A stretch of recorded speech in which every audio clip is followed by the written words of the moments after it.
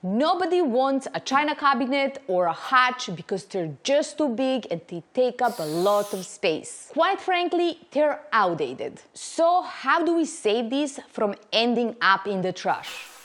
The funny thing in all of this is that I love to buy these because I can get two beautiful pieces out of them. You see, I look for a beautiful bottom piece that I can work with and create a buffet. And these are easy to sell. I did so many. People just love them when they're separated. The trick now is what to do with the top part. Now it can be used for so many different things on its own. It's its own piece now. I still have my favorite one in my office. So that is what we're going to do here today. I already created a beautiful piece out of the bottom. Look at this aged, old world decoupaged beauty. It's so gorgeous. But that is not the point here. The point is we're taking the top of this hatch and creating something special. For this project, we had to do some prep before anything. Like removing these details that are totally outdated and just plain ugly. They're making this piece even more outdated than it is. That had to go. We removed the glass and we also took off the back because I have a very special idea for the back of this cabinet. This is going to be pretty over the top, so we are going to use a lot of gold leaf. Lots of it. Time to whip out the gold leaf. This was pretty time consuming, I have to admit. It took a lot of time, like a lot. We started by adding gold leaf glue or gilding size. There is a lot of gold leaf going down, so there was a lot of gluing to do.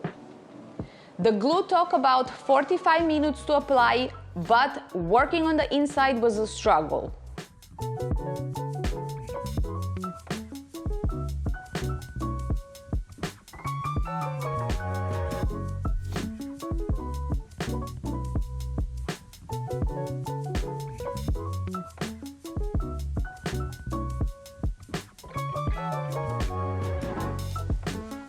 The back panel was relatively quick because I could apply entire sheets at once.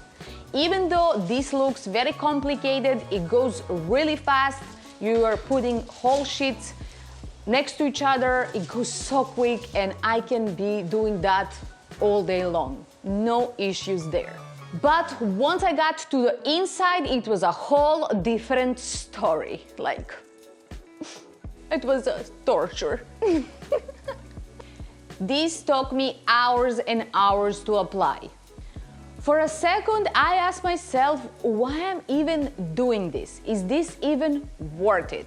Like, is this really worth it? My biggest issue was that I had to work on my knees for all these hours while I was applying gold leaf inside. I didn't have a way to lift up the piece, so I just had to be on my knees the entire time, and that was painful.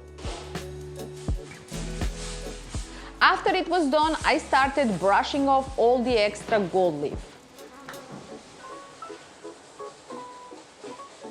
You have to really go in there and make sure you brush everything off, and that can be a process.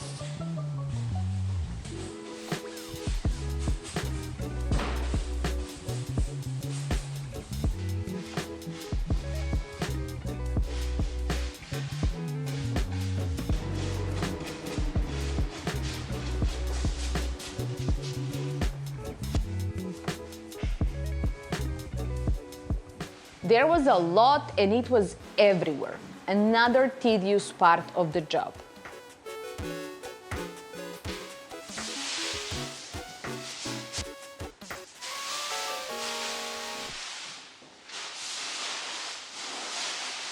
I added some anti-slip lacquer as protection for the back panel.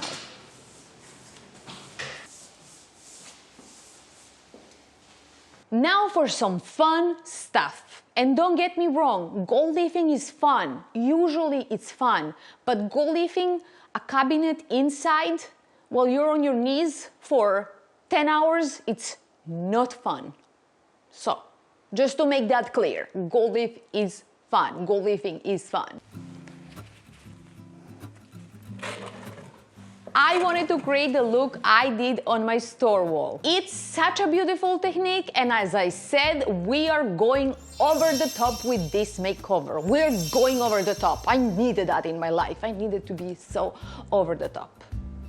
Just have fun, break loose, and go all in, no matter how hard it is. I'm planning on using Coolaba Green by Anislon for this piece. For this effect, we're going to mix the paint with 3D fiber paste by Redesign with Prima. Problem number one, I didn't have any 3D fiber paste and Redesign with Prima was out of stock as well. I tried using the paste I had left over from my new wall, but it was already pink. I tried mixing in the green, but it ended up making a poopy green color. And we don't want poopy green, gray, we want Coolaba green. And that's why I love 3D fiber paste, because it keeps your color original. It doesn't change the color. So I ended up making around to Hobby Lobby and buying this stuff. This was my only option at the moment. I was pretty worried about it since I never tried it, but as I said, that was my only option at that moment. Either that or wait for 3D fiber paste to come back in stock, and I didn't know when is that going to happen. So now I mixed my modeling material with the green paint and begin mixing. This is the fun part in all of this, at least for me.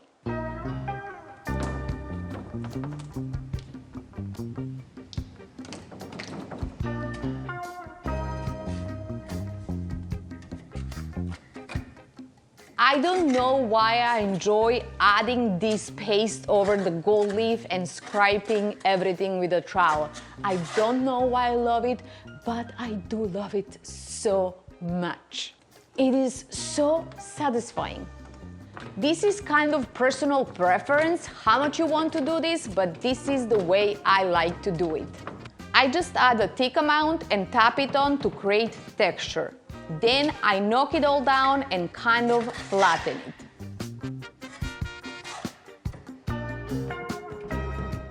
And you just do that over and over. It's better to start light and adding up more texture.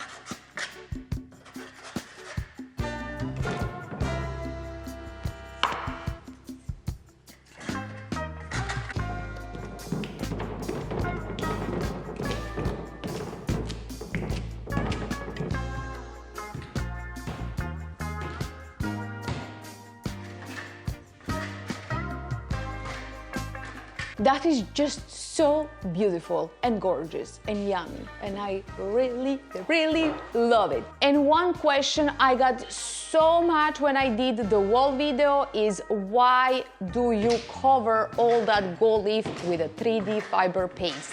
Well, I tested different techniques, and if you want these results, this is how you have to do it. I promise you. I tried so many different things off the camera, but it didn't work. Now I can paint the cabinet with my Coolaba green.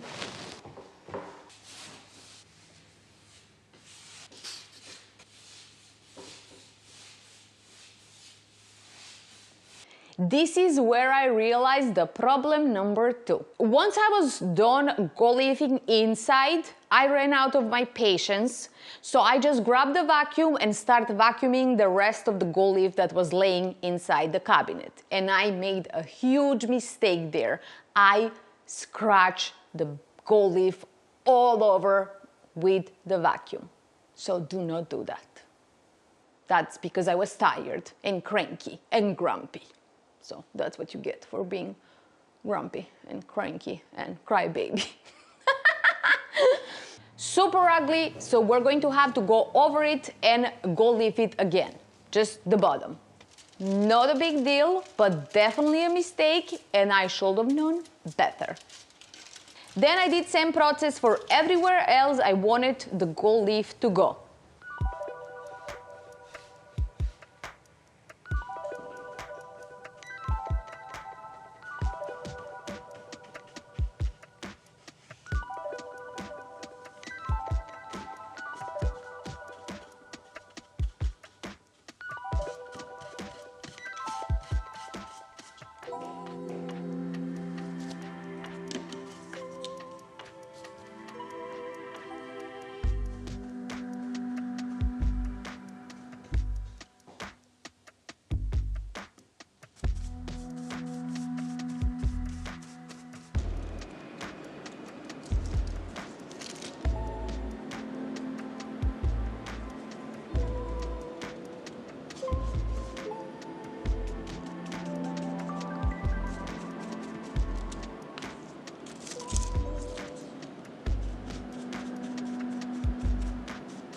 Now for the front, where we remove the ugly detail things, I'm adding a piece of my gold foil transfer. Pretty much the perfect place for this.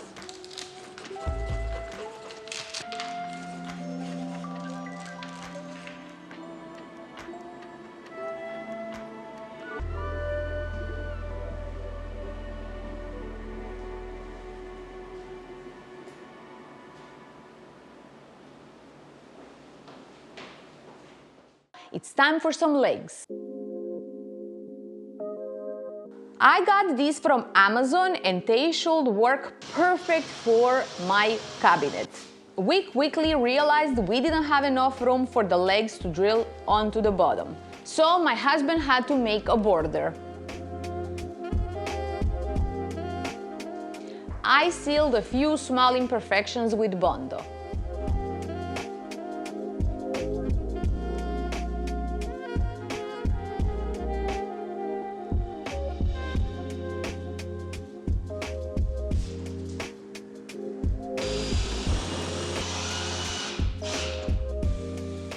Then we sanded it down and we were able to attach the legs. This also gave extra height to the piece, so it looks more proportional. This project had so many unexpected turns. Next, I gold leaf the bottom border we just added and attach the legs.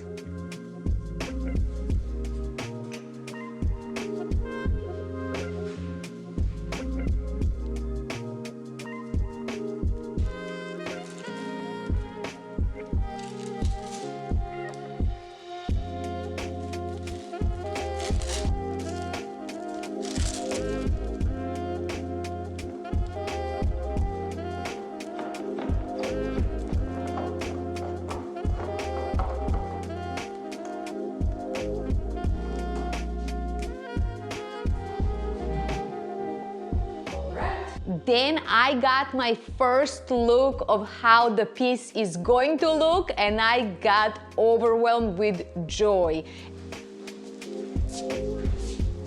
Oh my goodness, it's so good! Okay, let's taste the back out. I just want to see.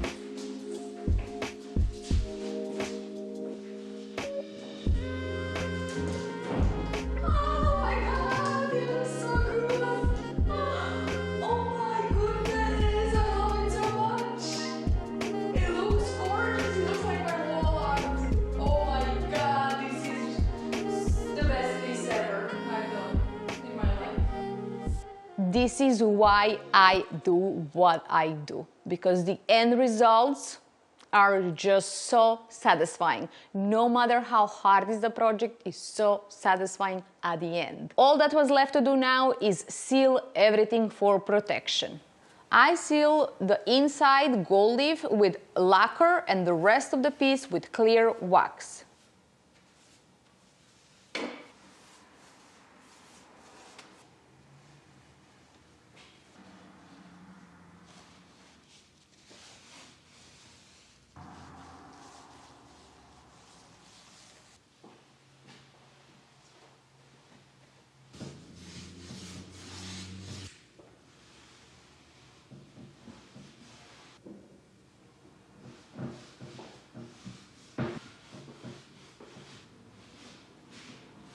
And it was time to put it all together and I was like, oh my god, I love this and I don't want to part with it. I love it so much.